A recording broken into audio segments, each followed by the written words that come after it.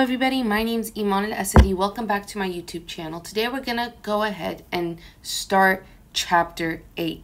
In Chapter 8, we're going to talk about addition reactions, which are categorized by the addition of two groups across a double bond. And when you add two groups to both sides of the double bond, you therefore lose the double bond. The pi bond, it's broken. Why is this important? Well, like elimination and substitution reactions, you can use addition reactions to obtain a product that can serve as a synthetic precursor for a wide variety of functional groups.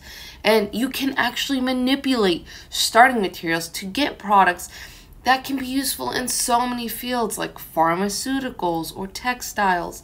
And considering how abundant alkenes are in nature, they are in fact an important precursor in the chemical industry. Now, an addition reaction is simply the reverse of an elimination reaction.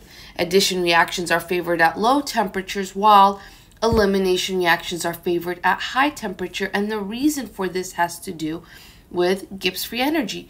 Addition reactions are exothermic, whereas addition reactions are exothermic, so they're favored at low temperatures, and elimination reactions are endothermic, so high temperatures are favored. Now, what we're going to cover in this chapter is how different reagents are going to give us different addition reaction results. And we're going to start off here with hydrohalogenation. All right, the treatment of alkenes with HX, where H is a hydrogen and X is a halogen, results in an addition reaction called hydrohalogenation, in which the hydrogen and the halogen are added across the pi bond. Now, when you deal with just an alkene and just your hydrogen halogen reagent, only those two things, the halogen is going to be added or installed at the more substituted position on your double bond, and this is known as Markovnikov addition. So whenever you're just dealing with an alkene and your only reagent is your HX, that's it, alkene and HX, then you're going to have a Markovnikov addition where your halogen is going to be added to the more substituted Vinlik position of your double bond. All right. Now, if you are treating it with HX and a peroxide is also being used, all right, then your actual results are opposite. All right, you're going to get opposite installation where your halogen gets added to the least substituted Vinlik position and your hydrogen actually gets added to your more substituted Vinlik position. You get what is called as anti-Markovnikov addition. All right, now let's look at the mechanism for hydrohalogenation, where we're just treating it with our hydrogen halogen reagent, no peroxides, and we're not going to cover the mechanism when you treat it with peroxide. This is going to be discussed in a later chapter, not here. All right, now in this first step, the pi bond of the alkene, all right, attacks the hydrogen, all right, and the hydrogen gets added. All right, so the pi bond of the alkene is protonated, and this is going to generate a carbocation intermediate that you see here at 2. All right, now in the second step, the intermediate is then attacked by your halogen. So in this case, this bromide ion. All right, and then you have your final product. Remember, your hydrogen gets added in your least substituted position, your halogen in the more substituted position, through Markovnikov. I'm going to shorten it to Mark addition in this session, all right?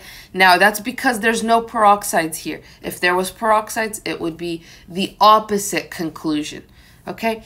Now, let's look at this energy diagram for this process, okay? This two-step process, all right? The observed regioselectivity for this process can be attributed to the first step of this mechanism, this proton transfer, all right, which is the rate determining step because it exhibits a higher transition state energy than the second step of the mechanism.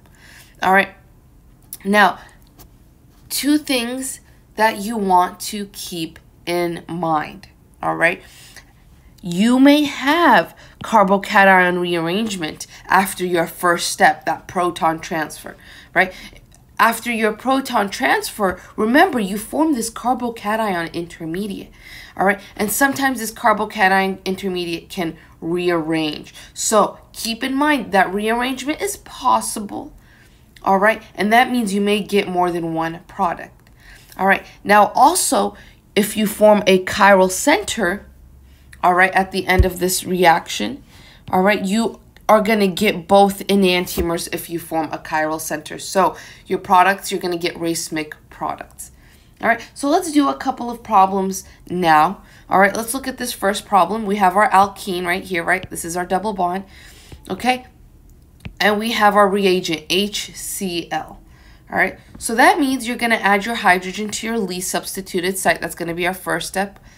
All right, and what that's going to look like is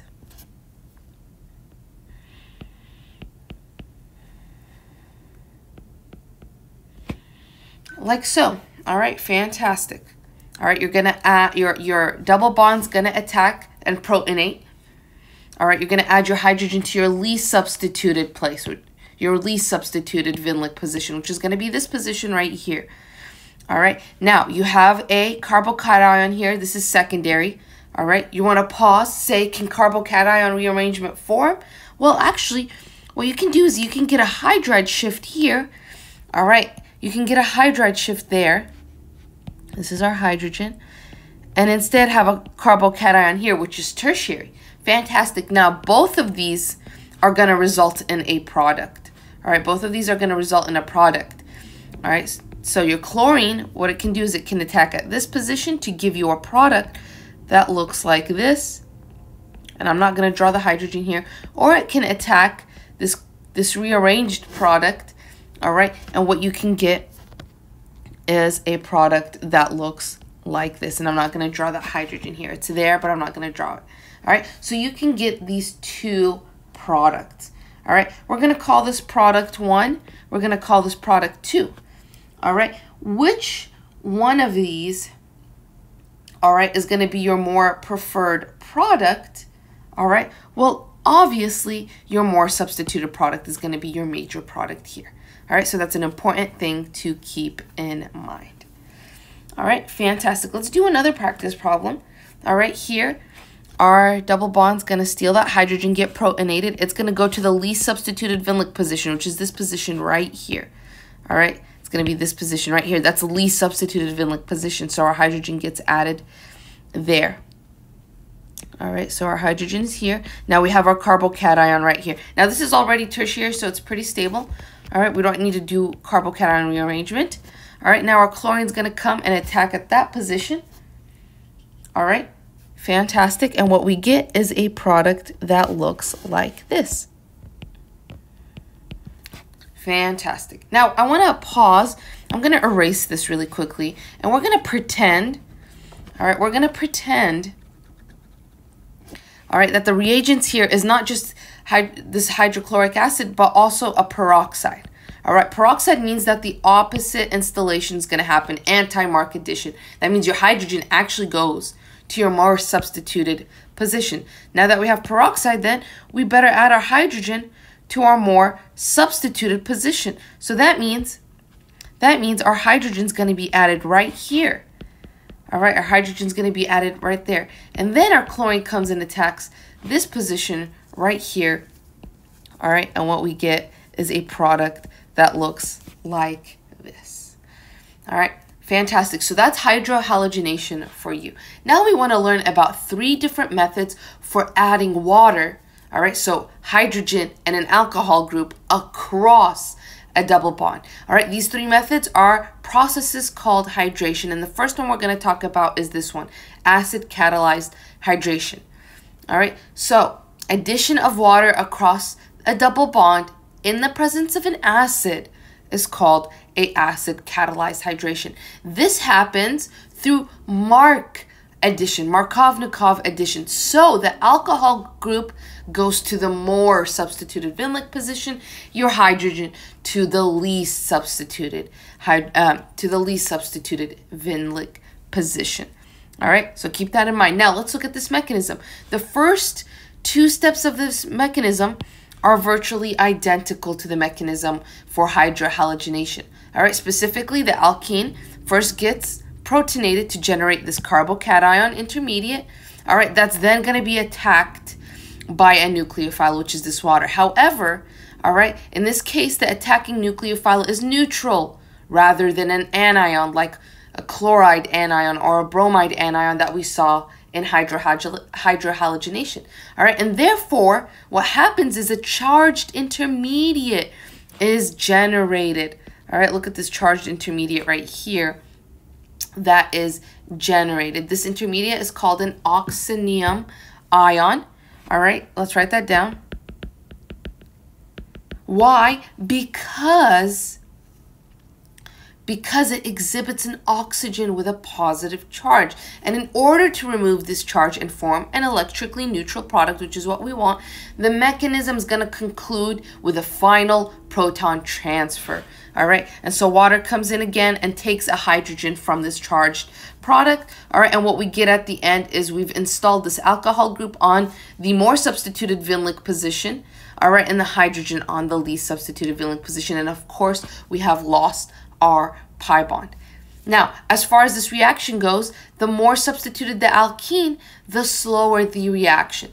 All right, and always remember, here where we generated this carbocation intermediate, just like hydrohalogenation, carbocation rearrangement can occur. If it can occur, it will.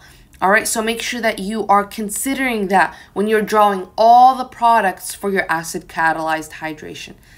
All right, now notice one more thing. In the mechanism, we use reversible arrows, which means the reaction can go either way. All right, by controlling the amount of water.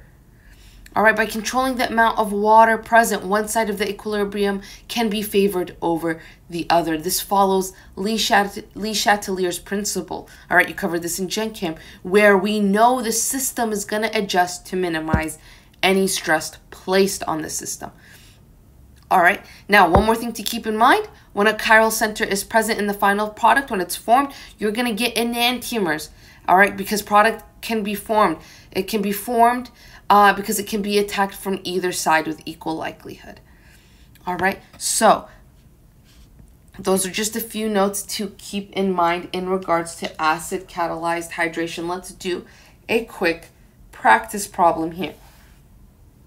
All right, so we have our alkene, we have our strong acid, okay? We're going to go through with acid-catalyzed hydration here, which means that we're going to add our water, our alcohol to our more substituted position. All right, and we're going to add our hydrogen to our least substituted position. All right, so let's go ahead and do this. All right, first step, we're going to add our hydrogen to our least substituted position, and we're going to form a carbocation right here. Fantastic. All right, ultimately, at the end of all the steps, we're going to be adding an alcohol at that site.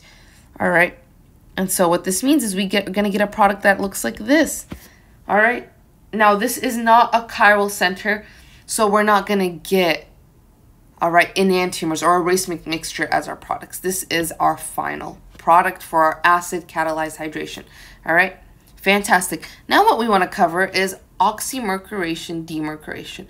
Another way to add an alcohol group and a hydrogen to a double bond is through this process, oxymercuration, demarcation. All right, so our acid-catalyzed hydration reaction is not so great, right? Because we saw that if carbocation rearrangement can happen, all right, it's possible that when you form that carbocation intermediate in your mechanism, that carbocation rearrangement can happen for your acid-catalyzed reaction. All right, this is not so great, right? Because that method did not prevent from getting mixed products. What if we don't want to get mixed products? This is where oxymercuration, demarcation is a great substitute. You can still add alcohol and hydrogen to your double bond, All right, but this time there's no carbocation rearrangement that's going to happen, so no mixed product. Now, this reaction is going to occur via mark addition. And you might want to and you might ask how this mechanism prevents carbocation rearrangement. Well, the answer is because of the intermediate that is formed here. All right, the intermediate that is formed, all right, in this process is this mercurinium ion. All right, and this is going to prevent this carbocation rearrangement. So as an intermediate, you get this as opposed to something that can go through carbocation rearrangement. All right, so let's just go ahead and jump into a practice problem for this, right? We know there's not going to be any carbocation rearrangement. We know that it's going to add alcohol and hydrogen via mark addition. All right, so let's go ahead and do this problem. All right, so we have this product, this reactant. All right, these are our reagents. We want to add hydrogen to our least substituted position and alcohol to our more substituted position. So here's our more substituted position, and we're going to add hydrogen here. Now, just to reiterate the fact that our intermediate doesn't go through carbocation rearrangement, let me show you why that's possible. All right, so let's say we have this double bond. All right. Now, in the mechanism, what happens is with this reagent, all right, this mercury reagent, all right, your double bond's going to attack it, okay, and what you get is something as an intermediate that's going to look like this.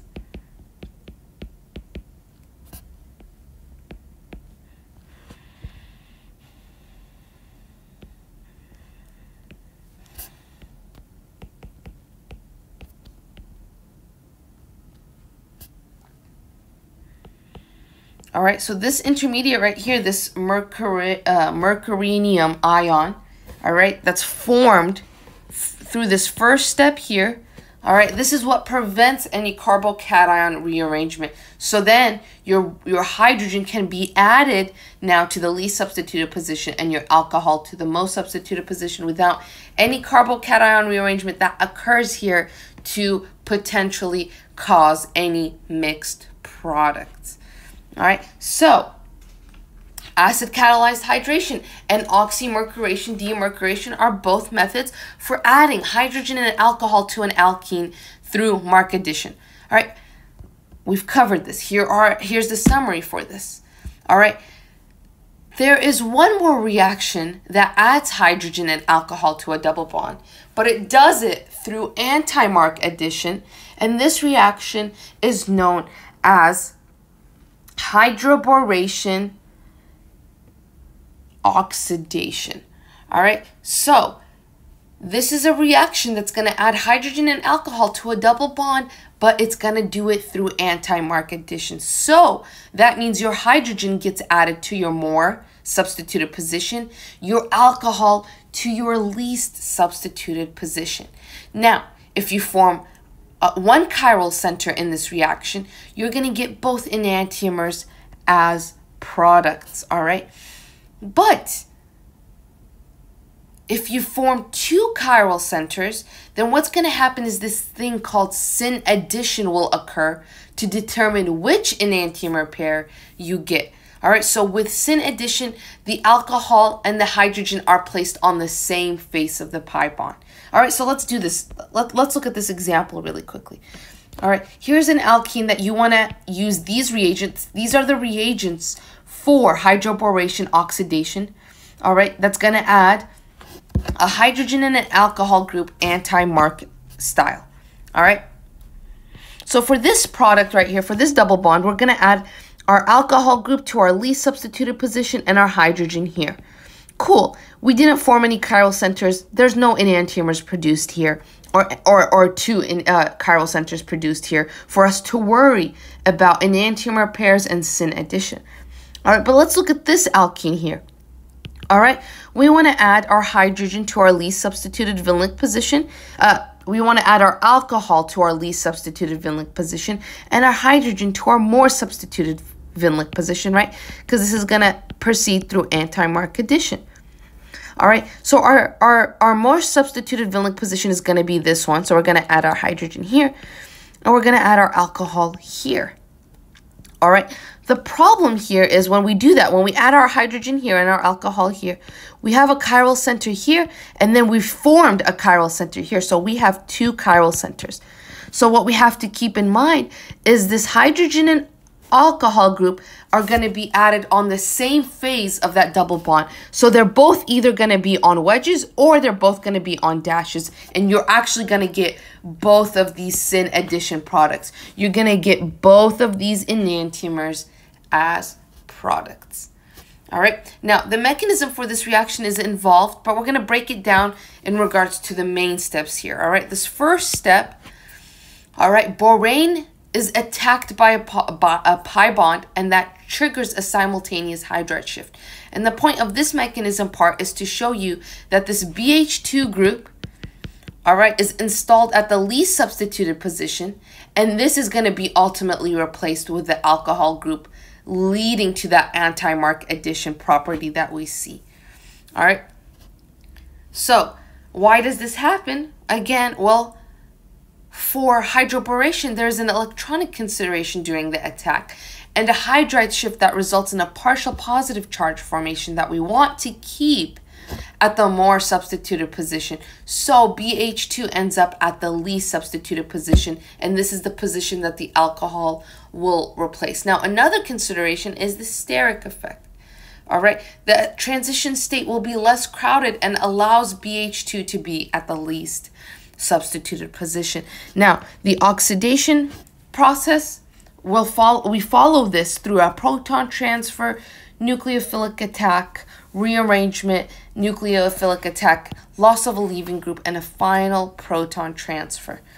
All right, now let's just go ahead and do these two practice problems to make sure that we fully understand this, okay? So here's our double bond. Here's our reagents. All right, we know these reagents are going to result in a hydroboration oxidation reaction.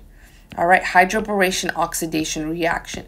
All right, this is anti-mark process. That means we're going to add our alcohol to least substituted position, hydrogen to more substituted position. Let's look at our double bond. All right, here's our more substituted position. So we're going to be adding the hydrogen here. And here's our least substituted position. We're going to be adding the alcohol here. All right. So remember, this is going to proceed through syn addition. So what that means is when we're adding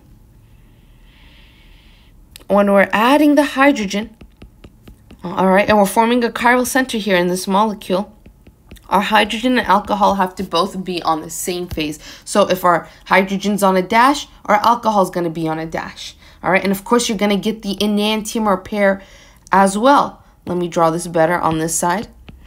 All right, you're going to be getting the enantiomer pair as well.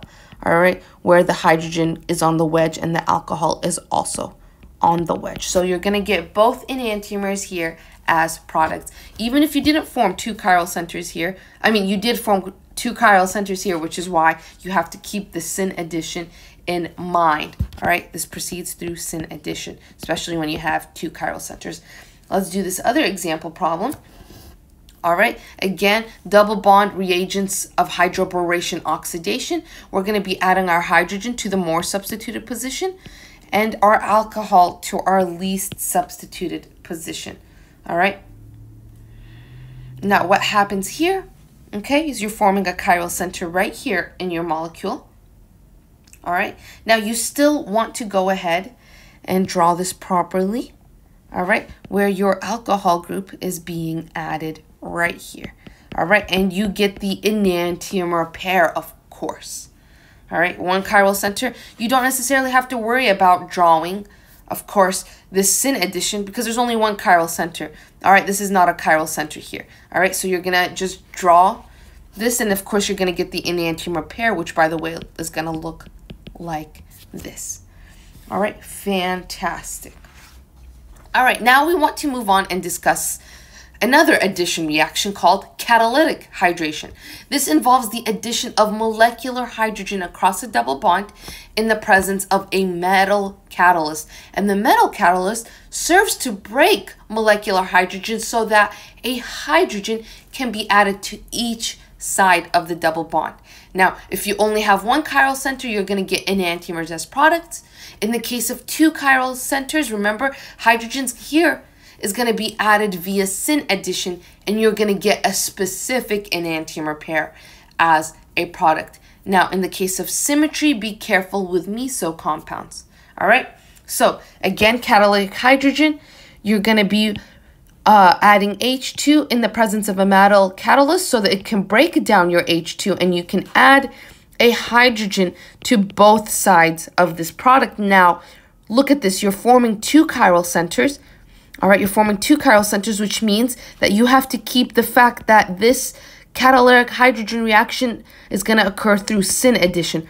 So both of your hydrogens are either going to be added, they're going to be added on the same phase. So they're either going to be both on wedges or both on dashes. All right, so you have to make sure you draw the syn addition properly. All right, now let's do this example problem here. All right, we have our double bond. We're adding our molecular hydrogen with a metal catalyst. That means that we're just going to be adding hydrogens to both sides. That's it. Well, we want to stop and pause. Okay, we're going to be forming a chiral center here when that happens. All right, so that means that we want to be adding this stuff, these hydrogens, I'm sorry, through syn addition. So that means these methyl groups are right here, and both our hydrogens are going to be on the same face. So both hydrogens will be on dashes, and we want to draw the product where they're both on wedges, the hydrogens. All right. Now, the thing with this here is you have symmetry with this molecule. All right, you have symmetry with this molecule even though you have two chiral centers. All right. Now, what we want to check is the RNS configuration of each site to make sure that we didn't accidentally draw meso compounds, and what we actually have is just one product and not two. All right, now I'm just going to give you the configurations here. This is RS and this is SR. We hit all the check marks for meso compounds. All right, we have this reflectional symmetry. All right, we have two chiral centers. All right, and they have alternating RS and SR configuration. These two products are actually the same product. We only get one product here. These are just simply rotations of each other because they are meso compounds. So if this was a free response problem in a test, this is an important thing to check, especially when you have reflectional symmetry. This might be a meso compound. All right, so to summarize, catalytic hydrogen, you're adding hydrogens to both sides of the double bond. All right, you want to stop after you do that. Ask yourselves, did I form a chiral center? All right, if I did, you want to make sure that you're adding the hydrogens through syn addition. They have to be in phase with how they add to the double bond. So you're forming products where they are being added on dashes, that's in phase, or on wedges, in phase. All right, syn addition. All right, and last but not least, if you have reflectional symmetry in your molecule and you've drawn two products, you want to stop, pause, and ask yourself, are these meso compounds? Do I actually just have one product? All right, fantastic. Let's move on to our next reaction, on to halogenation. As the name suggests, we're going to be dealing with halogens, and in this reaction, a halogen is added to both sides of the pi bond through anti-addition here. So what that means is you're going to be adding one halogen to one side on a wedge, for example, and the halogen on the other side on a dash, out of phase here, anti-addition. All right, let's look at this example really quickly, right? You have this double bond, you're adding Br2, that means you're going to be adding bromine to each side of the double bond, and they have to be anti, so one bromine on a wedge, one bromine on a dash, and of course you're going to get the enantiomer of that where this will be on a dash and this will be on a wedge. All right. Awesome. Now, by the way, halogenation of alkenes is only practical for the addition of chlorine or bromine. All right, the reaction with fluorine is too violent, and the reaction with iodine often produces such low yield. Now, in the mechanism for this, we form this brominium ion here. All right, we're going to spell that out. Brominium ion right here. All right, and this is in the proposed mechanism, not 100% sure, but this is what's proposed, that you form this brominium ion, and this is why we see the anti-addition of our halogens. All right, so let's do a quick practice problem now with this halogenation reaction. Okay, so we have our double bond here. Fantastic. And we're adding Br2. So that means we'll be adding Br to each side of this double bond. And we have to remember that we're going to be adding these bromines anti-addition. So if this bromine's on a wedge, then the bromine we add here will be on a dash. And this methyl will go on the wedge. And of course, you'll be getting the enantiomer for this reaction. All right, fantastic. Now, just to go back here and summarize this kind of reaction mechanism in a simplified way, of course, all right, you have this first step, all right, where your double bond attacks your Br, all right, your Br2, all right, and only one of the bromines, like this, all right, attacks one, all right, and you form this intermediate, all right, and then your second bromine will come and attack in a position, and this is what's resulting in a double bond. I just wanted to reiterate that, okay? And make sure anti-addition. Fantastic. Now on to halohydrin reactions. In this reaction, we're going to be adding an alcohol to the more substituted Vinlink position and a halogen to the least substituted position. And guess what? This also happens through anti-addition process. All right, so your alcohol is going to add on to the more substituted Vinlink position a halogen least substituted Vinlink position. Now alcohol attacks the more substituted carbon because it's more capable of stabilizing the partial positive charge in the transition state. And how we can observe this mechanism is, first you have a nucleophilic attack. All right, you form this brominium ion again, all right, which is again proposed to be the reason why ultimately you're doing this anti-addition at the end. All right, then it's going to be followed by this nucleophilic addition attack, all right, where you add this OH2 group. Now this is positive. You have this positive charge on an alcohol. You want to lose the charge. So a water will attack this hydrogen in your OH2 group, and what you form is an alcohol on one side and a bromine on the other side, of course, through anti-addition. All right, so let's do this practice problem just to make sure that we understand fully what that entails. Here's our double bond. Here's our more substituted position right here. This is where the alcohol will be going. This least substituted position is where the bromine will be going. Of course, there's chiral sites here, so we got to make sure that we're drawing these groups being added to the double bond with the proper wedges and dashes. All right, they're anti-addition. So if the bromine's on a dash here, then our alcohol group has to be on a wedge. All right, so this is the anti-addition portion, and of course you're going to get the enantiomer, where of course if you've added your bromine here is on a wedge, then your alcohol group is on a dash. All right, and these are the two products you form. Fantastic. Now what we want to cover is two ways to add an alcohol to a double bond, to a pi bond. All right, a set of reagents will do this through anti-addition, and another set of reagents will accomplish this via syn-addition. All right, in anti-dihydroxylation, we're going to add an alcohol group on both sides of a pi bond via anti-addition. And here's the mechanism for this. All right, first thing that you do is you're going to form an epoxide.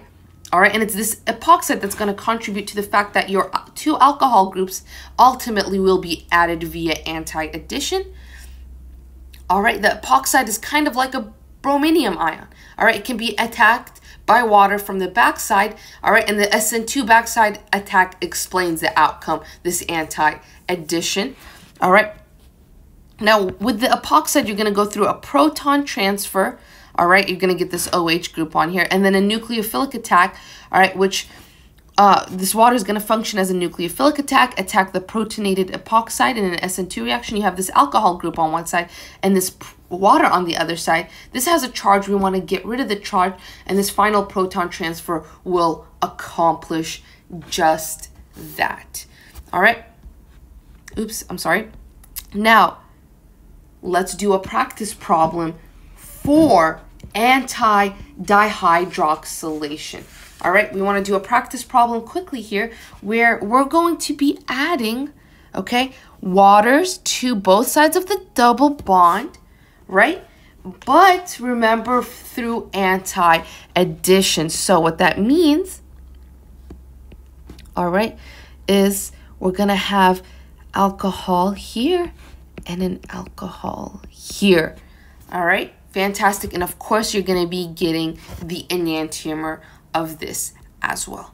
All right, now the second way to add alcohols to a double bond is through syn dihydroxylation. Now with this, alcohol is added to both sides through syn addition. All right, here we see 3 sets of reagents that can accomplish this. So if you see any one of these sets of reagents, you know that what you're going to be doing to the double bond is adding alcohol groups to both sides, and they're going to be added through syn addition. So both alcohol groups will either be on wedges like this or dashes, right? You're going to get both enantiomers. So let's do this practice problem really quickly. All right, let's do this practice problem really quickly. All right, here we're going to be adding alcohol groups on the same side. So they'll both be on wedges here. Of course, this additional group will be on a dash. And of course, you're going to get the enantiomer where the alcohol groups are both on dashes. All right, both of those will be your products.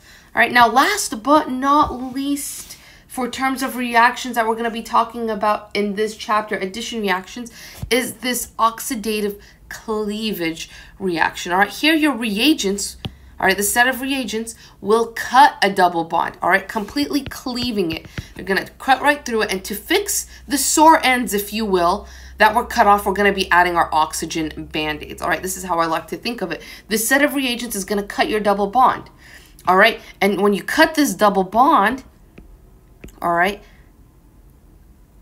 once you cut this double bond, you don't want to just leave it like this. You're going to add, all right, oxygen band-aids, if you will, okay? So for this here, for this example problem, all right, we're going to be using our set of reagents that's going to cut double bonds. So we're going to be cutting these 2 double bonds.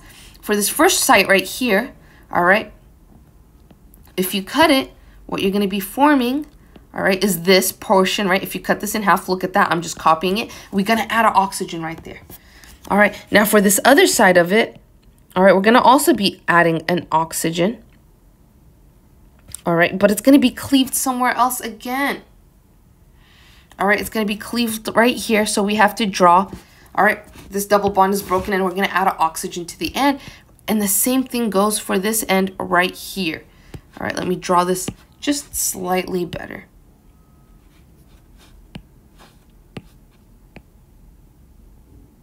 All right, and so this set of reagents is going to cleave any double bonds, and since there's 2 double bonds here, we're going to cut this in half.